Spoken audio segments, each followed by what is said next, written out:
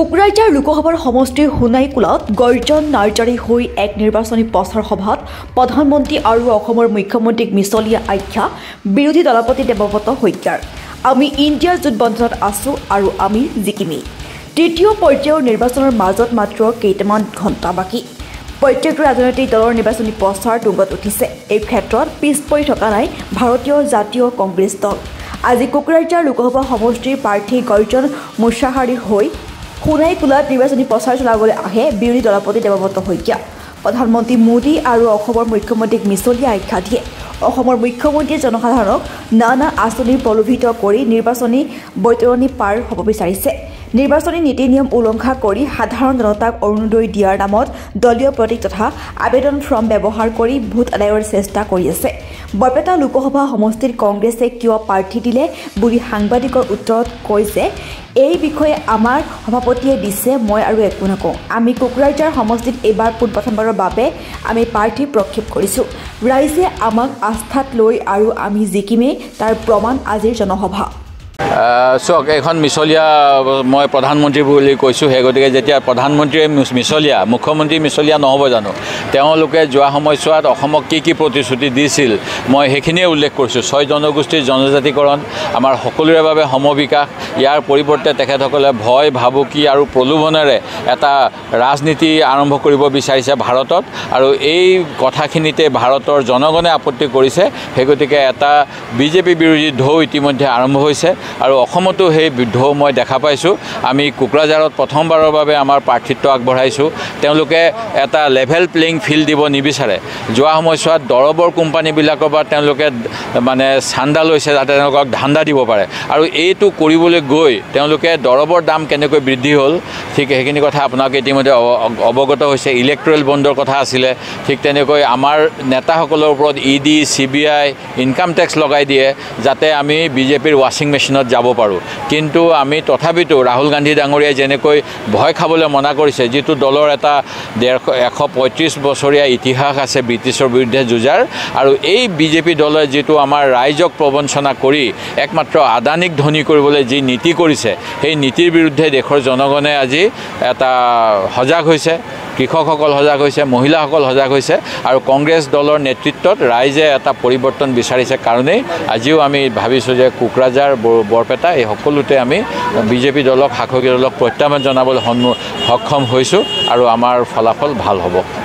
নাই, এই কথাটো ইতিমধ্যে মই আৰু নতুন কথা নকওঁ। ইতিমধ্যে আমাৰ সভাপতি ডাঙৰীয়াই এই বিষয়ত মন্তব্য আগবঢ়াইছে গুৱাহাটীত, যেতিয়া কেন্দ্ৰীয় সভাপতি আহিছিল, আৰু তেখেতে যিখিনি কথা ক'লে মই আৰু তাতকৈ অতিৰিক্ত কথা আজি ক'ব নিবিচাৰোঁ। কিন্তু যিটো ইতিমধ্যে দীপবাইন ডাঙৰীয়াই যথেষ্ট ৰাইজৰ আদৰ পাইছে।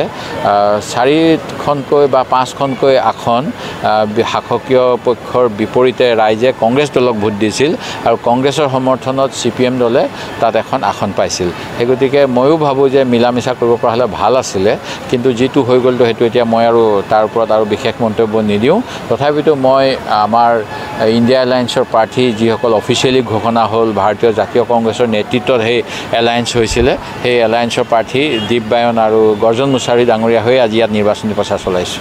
বিজেপিয়ে অৰুণোদয়ৰ নামত এইবিলাক চাওক, তেওঁলোকে এইবিলাকৰ ক্ষেত্ৰত ইতিমধ্যে ইলেকশ্যন কমিশ্যনে এনেকুৱা ফৰ্ম বিলাবলৈ মনা কৰিছে তেখেতসকলক, আৰু এইবিলাক যে ভুৱা ফৰ্ম, এই কথাটো ইতিমধ্যে স্থাপিত হৈছে। যিহেতু যোৱা 19 তাৰিখে প্ৰথম পৰ্যায়ৰ ভোট হৈ গ'ল।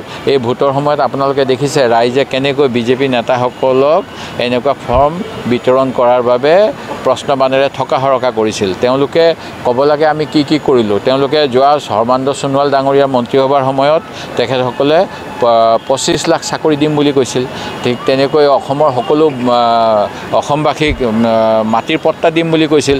কিন্তু বিধানসভাতে এতিয়া প্ৰশ্ন হৈছিল যে গোৱালপাৰাত হাজাৰ সংখ্যালঘু মানুহক একমাত্ৰ সংখ্যালঘু ভাৰতীয় হোৱা সত্ত্বেও বঞ্চিত কৰিলে সেই গতিকে এনেকুৱা বৈষম্য কৰা চৰকাৰখন সংবিধান বিৰোধী চৰকাৰ সংবিধান ৰক্ষা কৰিবলৈ হ'লে কংগ্ৰেছৰ নিচিনা দলকে ভোট দিব লাগিব সেই কথাটোৱে আমি আজি আবেদন কৰিছোঁ আৰু মই দুৰ্নীতিৰ কথাটো ক'বলৈ গ'লে অসমৰ মুখ্যমন্ত্ৰী মহোদয়ৰ পৰিয়ালৰ নামত কেনেকৈ সা সম্পত্তি বৃদ্ধি হৈছে এই কথা আপোনালোকে গম পাইছে তেওঁলোকৰ নেতা পালি নেতাসকলে কেনেকৈ সিন্ডিকেট চলায় এই কথাবিলাক প্ৰতিদিনে ওলাই থাকে যিকোনো এটা কয়লা গাড়ী এক্সিডেণ্ট হ'লেই তাত গম পোৱা যায় যে অবৈধ কয়লা গোলাঘাটত কেনেকুৱা এটা ঘটনা হৈছিল য'ত কেইবাগৰাকীও বাছ যাত্ৰী নিহত হৈছিল মাৰ্ঘেৰিটা কয়লা খনিত কেনেকৈ বিভিন্ন অঞ্চলৰ আমাৰ শ্ৰমিকসকলে তাত গৈ মানে মৃত্যুমুখত পৰে এই গোটেইবিলাক অবৈধ কাম মুখ্যমন্ত্ৰীৰ মুখৰ আগত নাকৰ আগত হৈ থাকে তাৰপিছতো একমাত্ৰ কমিশ্যনৰ লোভত তেওঁলোকে দুৰ্নীতিক প্ৰশ্ৰয় দি আছে সেই গতিকে যিটো কথা কয় না খাওঁগা না খানে দুংগা বা মে চৌকিদাৰ এইবিলাক সব এটা এটা নিৰ্বাচনী জুমলা যেনেকৈ 2 কোটিকৈ নিবনুৱাক চাকৰি দিম বুলি কৈ এটা জুমলা বুলি অমিত শ্বাহ ডাঙৰীয়াই নিজেই টিভিৰ আগত কৈছিল সেই গতিকে এনেকুৱা জুমলাবাজ চৰকাৰ ৰাইজে কেতিয়াও নিবিচাৰে আজি দেশৰ নাগৰিকক কংগ্ৰেছ চৰকাৰে 14 বছৰ বয়সলৈকে সাৰ্বজনীন শিক্ষা কৰি পেলাই শিক্ষিত কৰিছে সেই গতিকে শিক্ষিত যুৱকসকলে আজি নিজৰ ভৱিষ্যত ভাবি বিজেপি দলৰ যি ধৰ্মীয় ৰাজনীতি তাৰ ওপৰত আহিব আৰু কংগ্ৰেছৰ দৰে এটা সেকুলাৰ দলক ভোট দিব এয়া মই দৃঢ় বিশ্বাসী মানিপুৰৰ পৰা কেৰামত আলীৰ ৰিপৰ্ট এনি লাইভ